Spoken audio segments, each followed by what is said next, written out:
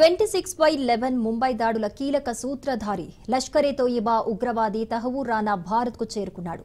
America నుంచి వచ్చిన రానాను తీసుకువచ్చిన ప్రత్యేక విమానం ఢిల్లీ ఎయిర్పోర్ట్లో ల్యాండ్ అయింది. దీంతో దేశ రాజధాని రీజియన్లో హై అలర్ట్ ప్రకటించారు.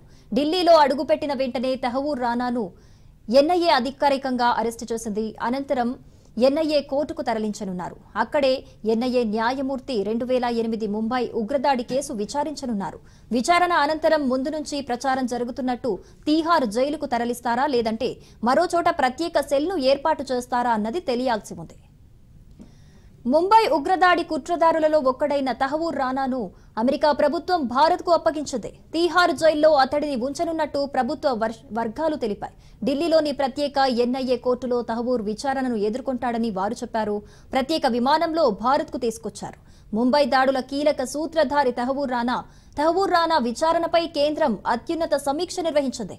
అమిత్ షాతో సమావేశానికి జయశంకర్, దోవల్ హాజరయ్యారు. ఇక భారత్లో తహవూర్ రానాను ఎన్ఐఏ విచారించనుంది. ఇటీవల రానా లాస్ ఏంజల్స్ జైల్లో శిక్ష అనుభవించాడు. అతన్ని తమకప్పగించాలని భారత్ కొంతకాలంగా అమెరికాను కోరింది.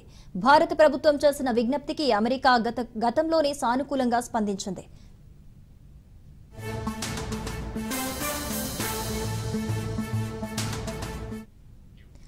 పదహారేళ్ల క్రితం అంటే 2008 నవంబర్ 26న పాకిస్తాన్ కేంద్రంగా పనిచేసే లష్కర్-ఎ-తోయిబా ముఠాకు చెందిన 10 మంది ఉగ్రవాదులు ముంబైలో మారణ హోమానికి పాల్పడ్డారు.